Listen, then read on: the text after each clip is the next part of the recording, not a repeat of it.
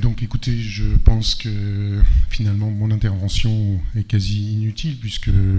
tout vient d'être dit et donc je suis très content pour cela. Donc on a pu pointer effectivement les étapes essentielles de la prise en charge d'un TNF.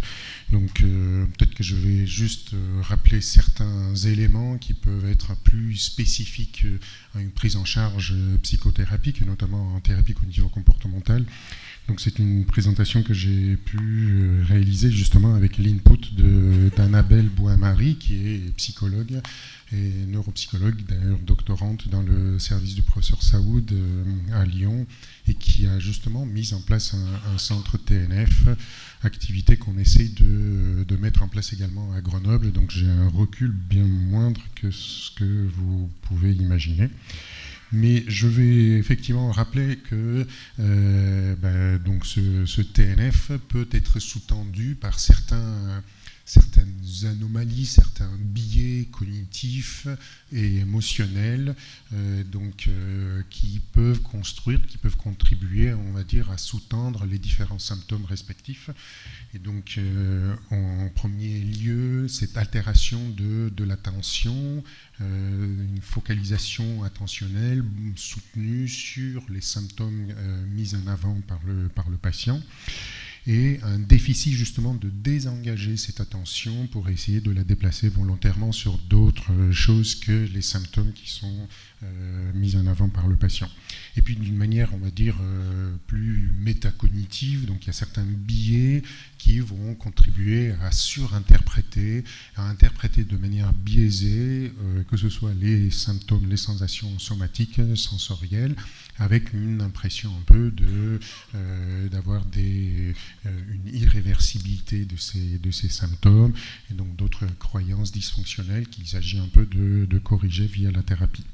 Et puis,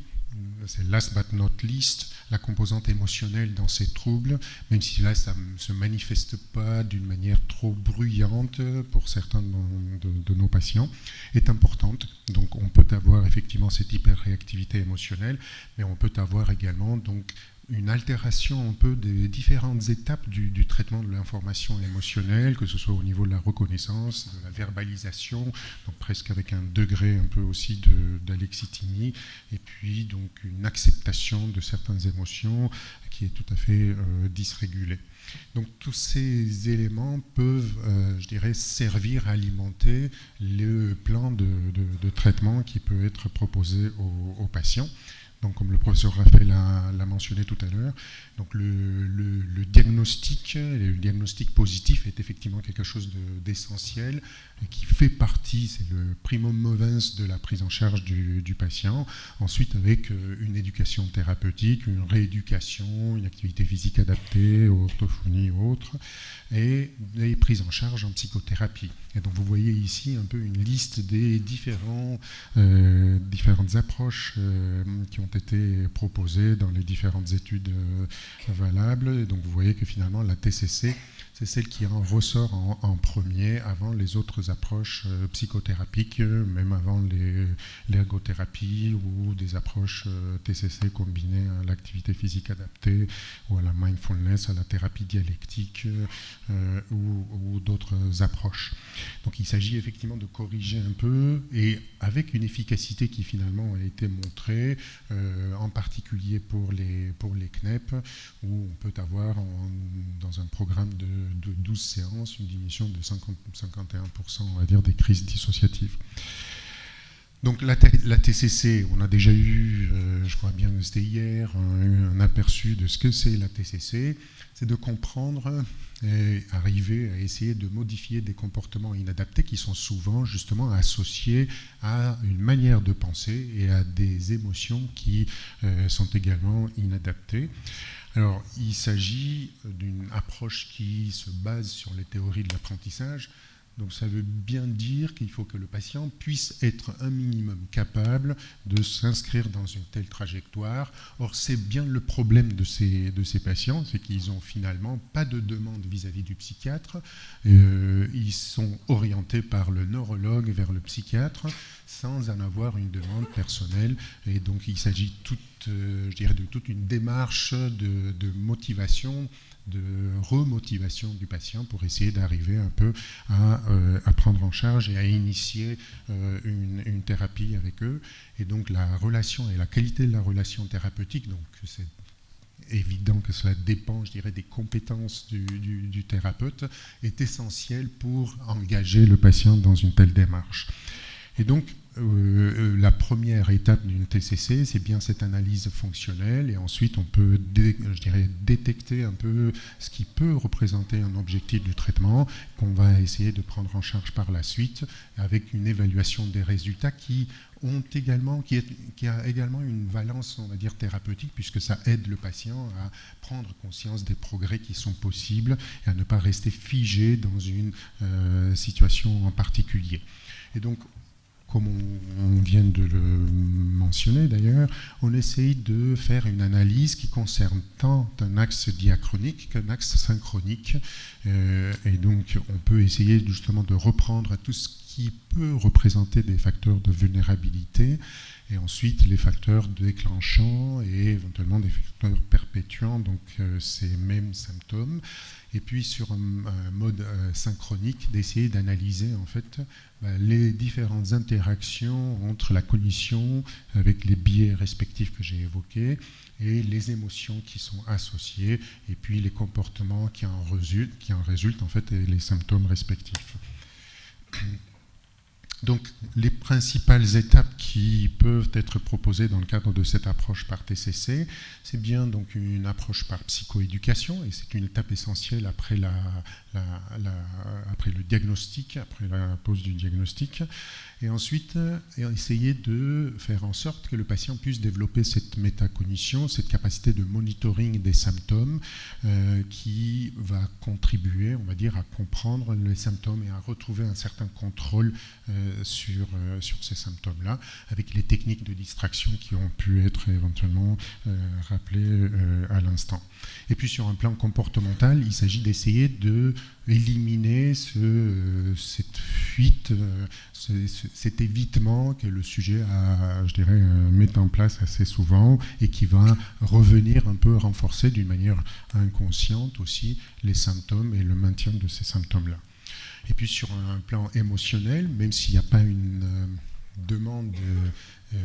claire de la part du patient de ce point de vue, c'est quelque chose qui va toujours contribuer à améliorer la prise en charge, à améliorer le contrôle de ces symptômes-là, donc à apaiser et puis à gagner en qualité de vie, puisque finalement c'est ce que l'on cherche à la fin de cette prise en charge. C'est pas tant que ça une réduction du symptôme qu'une amélioration fonctionnelle, et notamment en particulier de la qualité de vie. Et donc, sur un plan cognitif, il faudrait qu'on puisse petit à petit arriver à pointer avec le patient ces erreurs d'interprétation, et puis donc la modalité un peu ruminative qui va tourner en boucle pour essayer de le faire évoluer vers une démarche plutôt réflexive et réduire ainsi l'interférence des symptômes dans le quotidien. Et puis il y a toute une démarche par la suite, effectivement, de prévention de la rechute, donc de consolider les gains respectifs. Alors, il n'y a pas de programme de TCC constitué, généralisé pour les différents TNF, mais avec une petite exception, c'est ce programme qui a été proposé pour les CNEP, où vous voyez que, à part la question, je dirais, plutôt psychoéducative de comprendre les convulsions, on essaye d'arriver à développer comment le patient peut avoir un certain support de l'entourage ou pas, du thérapeute, comment on peut éventuellement utiliser une certaine médication, surtout pour les comorbidités, et puis comment on peut identifier les facteurs déclencheurs de ces crises, avec tout un nombre de séances en fait, qui visent à contrôler mieux l'émotion négative associée, la capacité de relaxation, l'identification des symptômes prodromiques, et puis comment donc ces stratégies de coping, en fait, comment on s'adapte aux stresseurs de la vie quotidienne ou des conflits intérieurs. Et puis donc à peu près dans ces programmes de 12 séances, on arrive à avoir des résultats, ce qui est assez spectaculaire, chez 80% des sujets qui ont participé à ces programmes-là, avec une amélioration d'environ 50% des crises, une réduction de ces crises. Donc, une évaluation, je vous ai dit que ça peut rentrer, on va dire, dans ce processus thérapeutique, une évaluation et une haute évaluation, parfois même avec une échelle visuelle analogique, c'est tout à fait utile pour essayer de repérer en fait le progrès obtenu et renforcer ainsi le sujet dans cette voie-là. Donc très rapidement, vous mentionnez qu'effectivement donc ces différentes approches, plutôt en essayant de contrôler l'évitement de la peur et puis un meilleur contrôle de la surinterprétation biaisée des symptômes et des signes permet une amélioration qui peut être obtenue relativement rapidement dans une démarche structurée en une douzaine de séances, avec peut-être plus une amélioration de la qualité de vie ou des symptômes comorbides, thymiques comorbides, que stricto sensu des symptômes du TNF proprement dit. Et cela parce qu'effectivement, en plus de ce TNF, on a tout un cortège de comorbidités et donc un profil très hétérogène. Donc la TCC peut avoir effectivement des limites, notamment lorsque l'on identifie des comorbidités de type traumatique ou des troubles anxieux, ou lorsque la dysrégulation émotionnelle peut être plus marquée. Alors le problème, c'est qu'en France, on se heurte à l'absence de thérapeutes. On a déjà une crise en psychiatrie tout court, mais encore plus pour des thérapeutes formés à la TCC. Et en plus, c'est une prise en charge qui est chronophage, qui est onéreuse également. Et donc, probablement du fait qu'il y a une certaine variabilité des profils cliniques, on obtient aussi une variabilité des résultats avec ces approches-là. Donc, en plus, c'est quelque chose qui a été essayé seulement chez peu de TNF. Comme vous voyez, la majorité des études a été réalisée sur les CNEP et juste pratiquement une ou deux études, mais vous voyez que là, sur tous les types de TNF, alors avec une taille de l'échantillon de la population à 8, ce qui veut bien rendre compte de la limite de la généralisabilité des résultats. Donc, on essaye, et donc justement avec le professeur Saoud, de se coordonner et de mettre en place un réseau pour essayer tant de former les thérapeutes que de développer des outils qui peuvent être utilisés justement pour la prise en charge, avec l'idée de développer une approche trans-diagnostic et trans-TNF, on va dire, différente pour les différents types de TNF. Et donc c'est bien le cas d'Annabelle qui travaille là-dessus avec un professeur de psychologie.